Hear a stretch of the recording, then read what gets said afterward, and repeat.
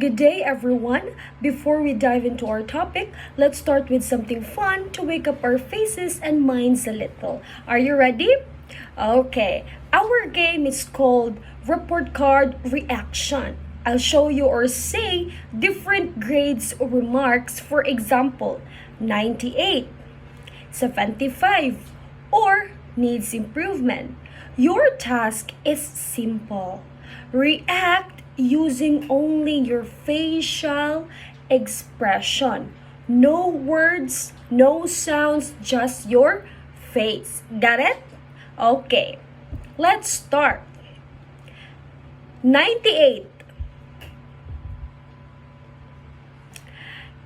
C. Needs improvement. A plus. Oh, I can see some proud smiles there. How about 75? Some of you look really disappointed with that grade. So let's see. How about 100? Wow, I love those confident faces when I said 100. Okay, so great job everyone. That was fun. Let's take a moment to talk about what we just did. Okay?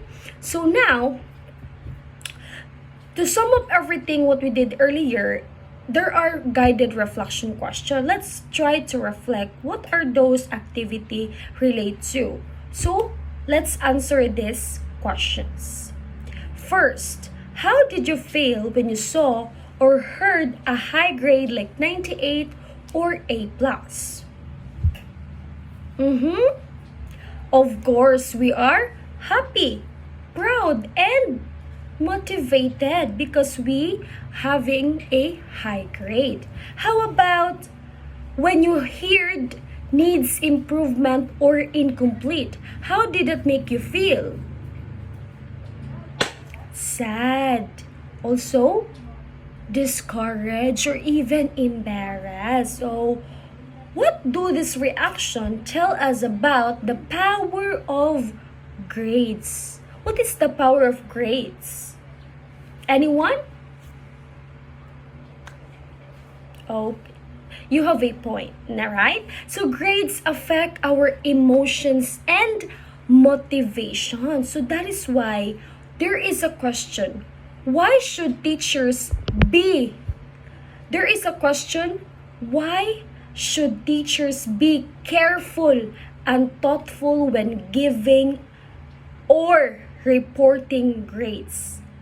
Okay, so let's answer that question as we go along to our discussion for today. Okay? Now, I have something very personal question. Why do we react that way when we hear that certain grades? It's because grades mean something to us. They don't just show our performance, they also affect how we feel about our learning. Grades are more than just numbers or letters. They communicate how much we've learned, how hard we worked, and sometimes how confident we feel about ourselves. So now, let's dive deeper into understanding what grades really are, why we assign them, and what their true purpose is. Okay? So when we talk about the nature of grades, we are referring to what they represent. So first of all, I would like first to explain what is a grade all about. Grades are like symbols. They can be letters, numbers, or even descriptive words that show how well a student performed or how much they have learned. There is any question or clarification about what is grades all about? All right, none so far. So for example, for you to have a better understanding, for example, if a student participates actively in class, she or he gets high scores in quizzes and submits a creative project. So she or he might receive a 95% or an A grade, which is excellent grade. But if another student struggles to complete task or misses once or some work, they might get 75% or a letter C grade, which is satisfactory. That's how grades summarize all our learning performance. Now let's talk about the purpose of grades. We already know what is grade all about. So what is the purpose of grade? Okay? So grades serve as a four main roles. So what are the four main roles? First, they communicate. Second, they motivate. Third, they record. And lastly, they inform. So let's start for the first role, which is to communicate achievement. Grades tell students how they are doing in class, and they also help parents and teachers understand the learner's progress. For example, if a student gets 88% in science, it shows they understand most concepts but may need more practice or review. Is there any clarification about what is the purpose, first main role of grades? Not so far. So for the second, to motivate students. To motivate students is about how the grades used, which is positively grades, or grades inspire students, or grades give discourage to the student. So for example, a teacher might say, you improve from 80 to 87. Keep it up. Instead of, you're still not good enough. So you see the difference, right? So the goal is to make grade a source of encouragement, not discouragement. Okay? And the third role of grade is, it is serve as a record, a way of teachers to track a student's growth over time. For example, if a student starts with 78% and later earns 85%, that clearly shows that a student is improving, right? So that is one of the role of the grades, which is the parents and the teachers can see the progress of the students, if they improve or they are stagnant or they are not really learning. That's the basis, the record. And the last role of grades is to inform decisions. So to inform decisions, grades guide decisions like who is ready for the next grade level or who deserves recognition for academic excellence. For example, a student with consistent high grades might have an academic excellence award, or as we also called with with honors, with high honors, or with highest honors, because grades inform us to make a decision if that student, based on his or her grade, it should be giving a award. That's our basis, the grades of the student.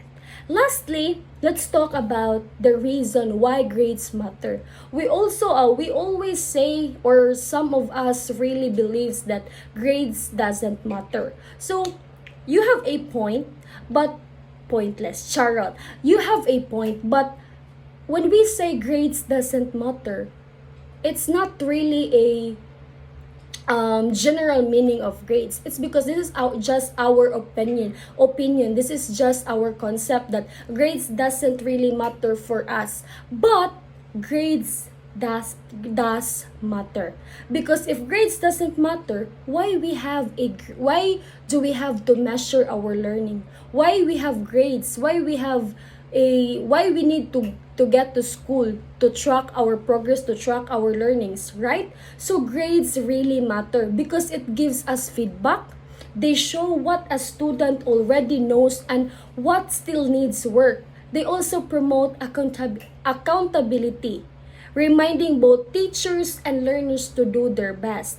But most importantly, grades should not represent authentic learning. So when we say authentic learning, meaning they should be based not only on tests, but also in real life tasks like projects and performance. For example, instead of grading only a multiple choice test, a teacher might also look at a student's science experiment report, that is application of knowledge, a class presentation, that is also a communication skill, or even group cooperation, which is the teamwork comes in. This kind of grading shows the whole picture of learning, not just memorization. So as future teachers, we must remember our goal. Our goal isn't just to give grades, but to make grades meaningful. They should help our students understand where they are going, and how they can get better. Okay? So, now that we understand the nature, the purpose, and the reason for assigning grades, basically what grades mean and why we give them, the next question is, how do we actually assign or compute those grades? So there are different systems that teachers use to measure and report student performance, like letter grades like A, B, C, percentages, checklists, and even narrative reports. To explain these different grading systems in detail, let's now listen to the next reporter who will walk us through how each system works and how teachers choose the right one. Next is grading systems. Different schools use different grading systems based on their rules and goals. Some may use letters like A, B, and C, while others use numbers or percentage to measure students' performance. What kind of grading system do we use here in school? How does this system make you feel motivated, nervous, or excited to study harder? Yes, Jermaine? Okay, thank you. Now, we have here the common ones. First is letter grades. Some schools use letter grades to show how well a student performs. Each letter represents a level of achievement. School often use letter grades A, B, C, D, and F to describe how well a student performs in class. Each letter has a specific meaning that reflects a student's effort, understanding, and participation. First is A. A means excellent. This means understanding performance. Students with an A always participate, submit high-quality work, and show a strong understanding of lessons. They go beyond expectations and often help others in class. Letter B means good. AB grade shows that the student performs above average. They meet most expectations, understand the lessons well, and usually complete their tasks properly, though there might be a few small mistakes. Next is letter C, means satisfactory. This means the student's performance is average. They meet the basic standards, not bad, but there's a room to improve. Letter A and C shows consistency, but maybe not much extra effort. Letter D means improvement. Letter A and D grade means the student is below the expected level. They may be struggling to understand some lessons, missing some work, or not putting enough effort. Improvement is needed to meet the standards. And lastly, the letter F means failing. This means the student do not meet the requirements. They may have incomplete work, low scores, or difficulty understanding lessons.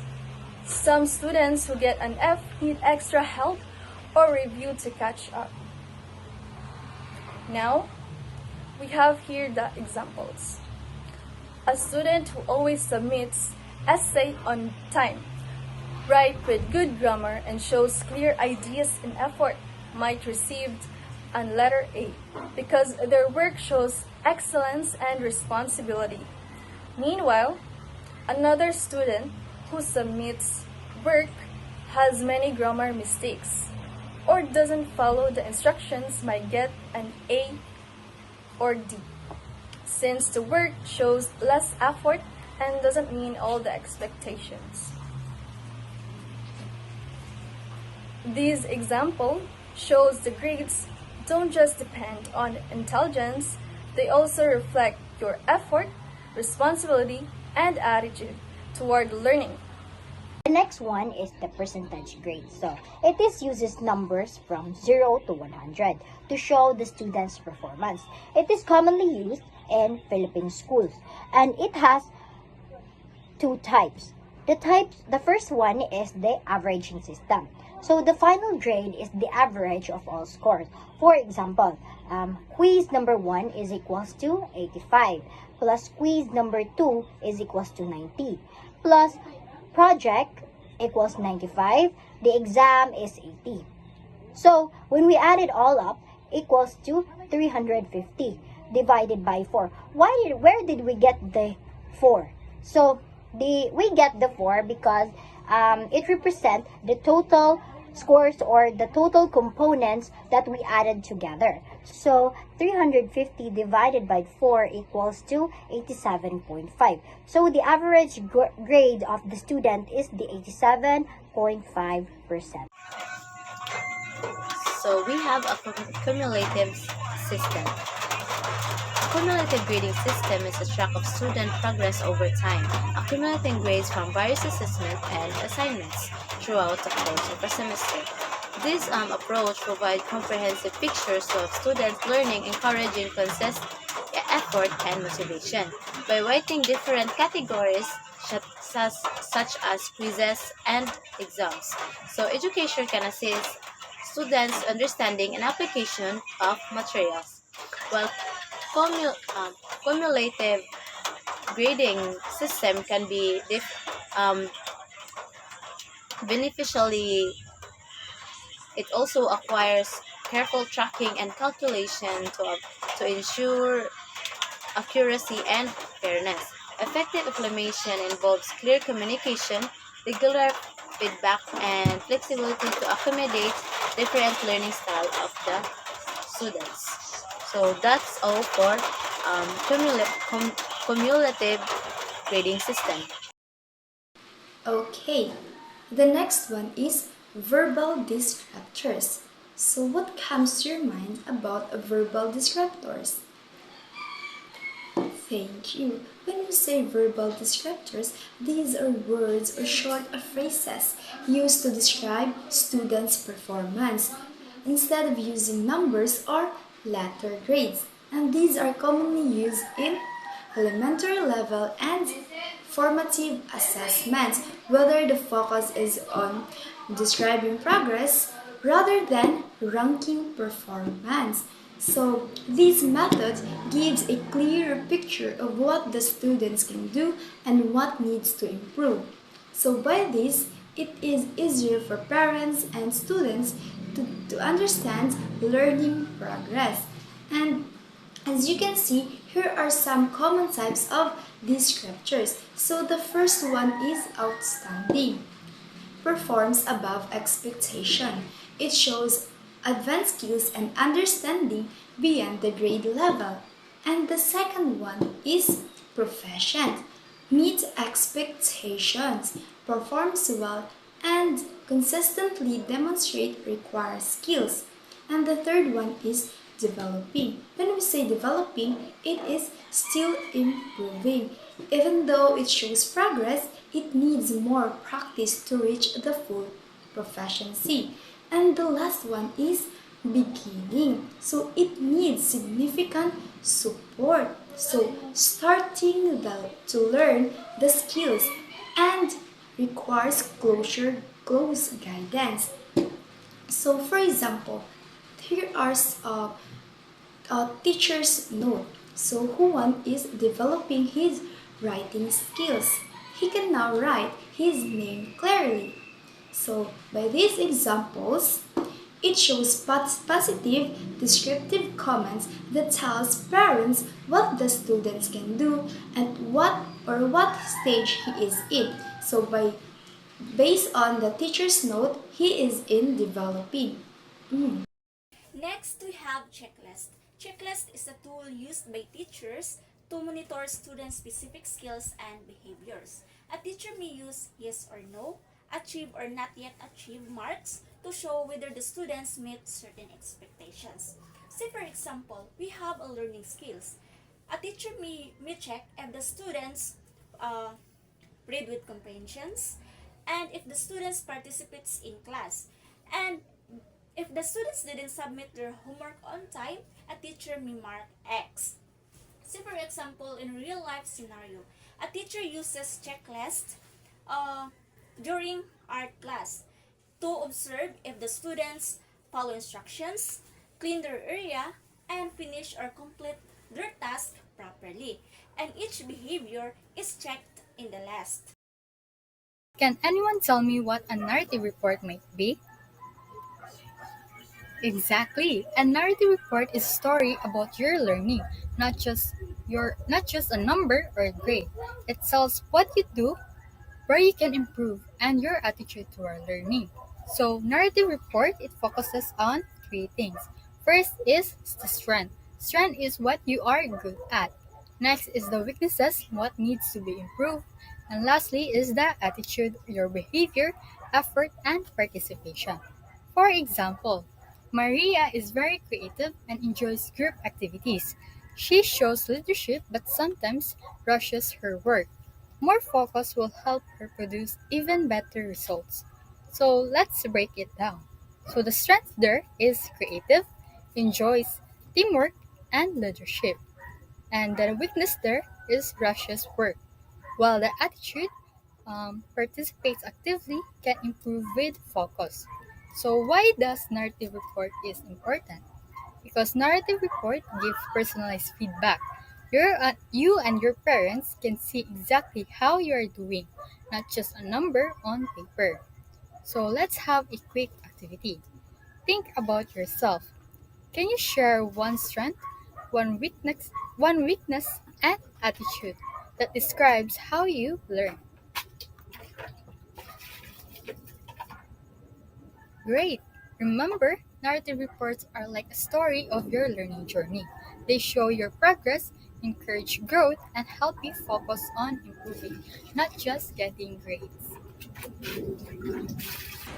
So, alright. So, as we can see, narrative reports go beyond numbers. They tell a story about a learner's journey.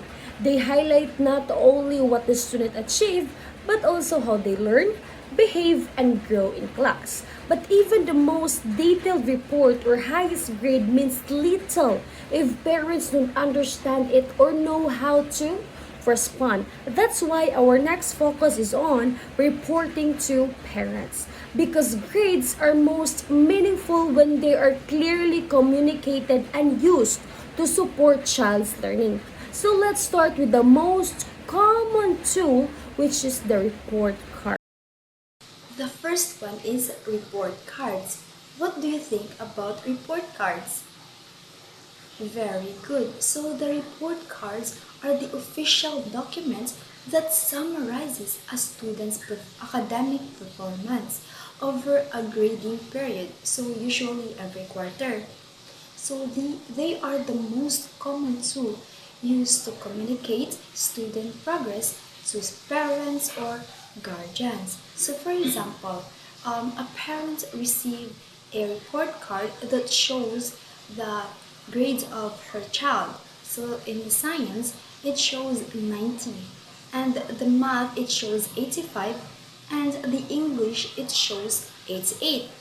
And the teacher's note is keep practicing problem solving skills. Great improvement this quarter.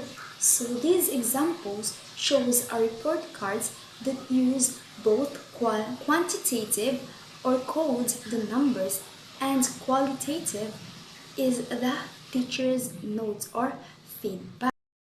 Can anyone guess what a parent-teacher conference is?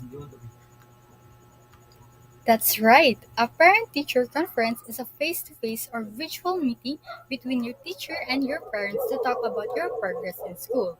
So why do we have these meetings? Well, they allow two-way communication. First is the parents can share observations like how you study, your habits, or things you enjoy learning. Second is the teacher can explain your classroom performance, what you are doing well, and where you need support. So, for example, your child is very participative in class but struggles in writing. You can help by encouraging daily reading at home. So, the teacher talks about strengths, which is being participative in class. The teacher also points out areas for improvement, like struggling in writing. Finally, the teacher gives practical suggestions, like encouraging reading at home.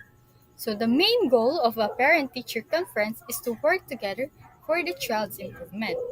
When teacher and parents communicate openly, that helps you grow academically, socially, and emotionally. Let's do a short activity. Imagine you are your parent. What advice would you give your teacher to help you learn better? Or imagine you are the teacher. What would you suggest to help your student improve?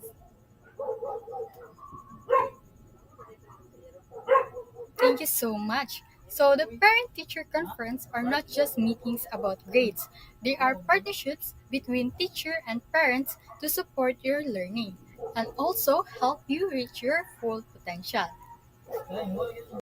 And for other forms of communication, aside from checklists, a teacher may also use portfolio sharing to communicate progress. This portfolio sharing is samples of students' actual work to parents so that the parents can clearly see their child's developments and achievements over time. And now let's proceed to the other forms of communication. We have here the collaboration notebook and the digital platforms. These are the daily notes or messages between teachers and parents. So we have here the daily notes wherein teachers can write such specific comments about the students' behavior inside the classroom, their participation, and their initiative inside the classroom. The second one is for the messages, wherein teachers and parents can exchange their messages about the specific concerns of their students or their child. Just like, for example, their health, their performance inside the classroom, and their homework that is need to be accommodated. So we have the fourth other type of communication, which is the text and call updates. So when we say text and call updates, this is the brief message of conversation used to share information, confirm of details, or provide the progress reports. So text and call updates are essential for timely information sharing, keeping those stakeholders informed about the progress and changes of the updates. So quick coordination, facilitating switch decision making and action. It also improves transparency to provide clear and concise information to reduce misunderstanding, and also enhance productivity, saving time by reducing unnecessary meetings or late emails. And um, text and calls, it's also they help ensure everyone is on the same page, facilitating smooth communication and coordination. So that's all for the text and call updates.